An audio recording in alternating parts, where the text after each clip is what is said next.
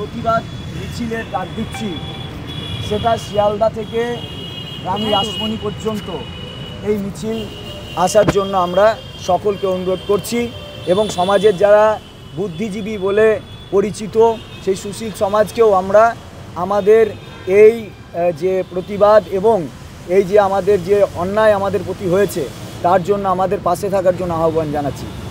তারপর কালকের পরে পরশুদিন আমরা স্কুল সার্ভিস কমিশনের অভিযানের ডাক দিয়েছি। পরশুদিন আমরাও একইভাবে বলছি ওই সমস্ত স্তরের মানুষকে, যাদেরকে আমরা বলছি যে আপনারাও যেমন কালকের জন্য আমরা আহ্বান জানাচ্ছি, আপনাদের পরশুর জন্যও আমরা একইভাবে আহ্বান জানাচ্ছি। আমরা আপনাদেরই সব কলিগ ছিলাম, আমরা আপনাদের মতোই সরকারি কর্মচারী ছিলাম, কিন্তু অন্যায়ভাবে আমাদের সঙ্গে যা হয়েছে তা আপনাদের সঙ্গেও কোনো না কোনোভাবে হতে পারে। আমরা চাই না সেগুলো হোক, কিন্তু হতেও তো পারে। প্রাতিষ্ঠানিক বা যে সংকট বা যে রাষ্ট্রীয় সংকট, যেগুলো যার রাষ্ট্রীয়ভাবে মানে রাষ্ট্রের কর্মচারীদের উপর যে সংকট বারবার নেমে আসছে, তো তার প্রতিবাদে আপনাদেরকে আমরা আহ্বান জানাচ্ছি, আপনারা আসবেন এটুকুই আমরা কামনা করি। এসএসসি অভিযানটা আমরা করুণাময়ী থেকে এসএসসি অফিস পর্যন্ত জমায়েত মিছিল করব। ওখানেও আমরা টাইম 12টা রাখছি, সমান জায়গায় একই টাইম দুটো জায়গাতেই আমরা রাখছি। পুলিশি অনুমতি দেখুন, আমরা এখন আর পুলিশি অনুমতি নিচ্ছি না, পুলিশকে জানাচ্ছি মাত্র, কারণ পুলিশ কোনো দিনই আমাদের কোনো কিছুতে অনুমতি দেয়নি। আমাদের ওপর এত বড় অবিচার হচ্ছে, তার মানে আমাদেরকে বেআইনিভাবে আমাদের উপর কার্যকলাপ করা হয়েছে। কারণটা কি? কারণ হচ্ছে আমরা যারা আছি সমাজের মানুষ, আমরা ভোট দিয়ে প্রশাসনকে, আমরা ভোট দিয়ে সরকার তৈরি করি। সরকারের কাজ কেন? তারাই আইনসভায়, পার্লামেন্টে বসে, বিধানসভায় বসে আইন তৈরি করে যে ঘুষ নিলে তার শাস্তি হবে, চুরি করলে শাস্তি হবে।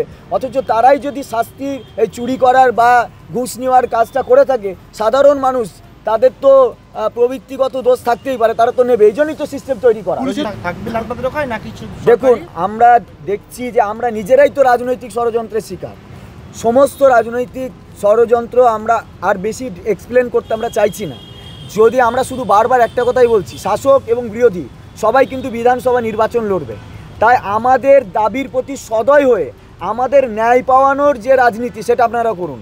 এবং আপনাদের যদি মনে হয় যে হ্যাঁ সবাই তো বলছে যে আমাদের প্রতি তারা সত্যি অন্যায় হয়েছে, তারা স্বীকার করে নিচ্ছে, তাহলে আমাদের প্রতি যে অন্যায় হয়েছে, আপনাদের মধ্যে রাজনৈতিক বিরোধ থাকতেই পারে, তাহলে আমাদের প্রশ্নে আপনারা সহমত, তাহলে আপনারা নিজের মতো যত রকমভাবে আমাদের সহযোগিতা করার জন্য আপনারা রাস্তায় নামুন। আমরা আমাদের আন্দোলনটা অরাজনৈতিকভাবেই চালাচ্ছি, আমাদের দাবির এমনভাবে আমরা আদায় করতে চালাচ্ছি। আপনারাও গোটা পশ্চিমবাংলার বহু ক্ষেত্র আছে যেখানে আমরা করতে পারেন। আপনারা সরকার বিরোধী সবাই একটা সর্বদলীয় বৈঠক ডেকে আপনারা রাস্তা বের করুন। যদি কোনো রাজনৈতিক ব্যক্তিত্ব থাকতে চায় তাহলে আপনারা কি তাকে অ্যালাউ করবেন? আমরা আসলে চাইছি না যে আমাদের মিছিল বা আমাদের ইয়েটাকে কোনো রাজনৈতিকভাবে দাগিয়ে দেওয়া হোক। এমনিতেই আমরা রাজনৈতিক ষড়যন্ত্রের শিকার। যে আজকের আপনারা দেখেছেন যে কসবা থানার পুলিশ কসবা ডিআই অফিস অভিযানকে কেন্দ্র করে একটা কলকাতা পুলিশ একটা ভিডিও ফুটেজ দাবি করেছে এবং কলকাতা পুলিশের ফেসবুক পেজে সেই ভিডিও ফুটেজটা দিয়ে ওনারা দাবি করেছেন যে ওনাদের এক পুলিশকর্মীর উপরে এইভাবে আগে গায়ে হাত তোলা হয়েছে, তারপর ওনারা লাঠিচার্জ করেছেন আমাদের। ওই ফুটেজটা সম্পূর্ণরূপে একটা ফেক ফুটেজ, ওটা আজকের কোনো ফুটেজই নয়, অন্য কোনো আগের ফুটেজকে নিয়ে ওনারা ক্রপ করে দেখবেন ক্যাপকাট করা আছে, সেকেন্ডের মধ্যে ফুটেজটাকে চেঞ্জ করে দিয়ে অন্য একটা ফুটেজ দিয়ে দিয়েছে।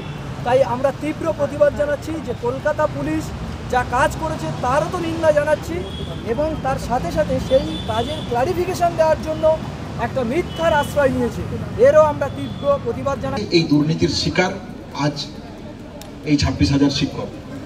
আপনারা দেখুন, তারা যখন এই প্রতিবাদের জায়গাতে আসছে, তারা যখন এই লড়াইয়ে তাদের চাকরি ফিরিয়ে আনার জায়গা বলছে, যোগ্য অযোগ্য বেছে দিতে বলছে, তাদের উপর আজকে যেভাবে পুলিশি নির্যাতন হয়েছে, এই নির্যাতনকে ওয়েস্ট বেঙ্গল জুনিয়র ডক্টরস ফ্রন্টের পক্ষ থেকে আমরা এই পুলিশের যে বর্বচিত যে ঘটনা, একে ধিক্কার জানাই।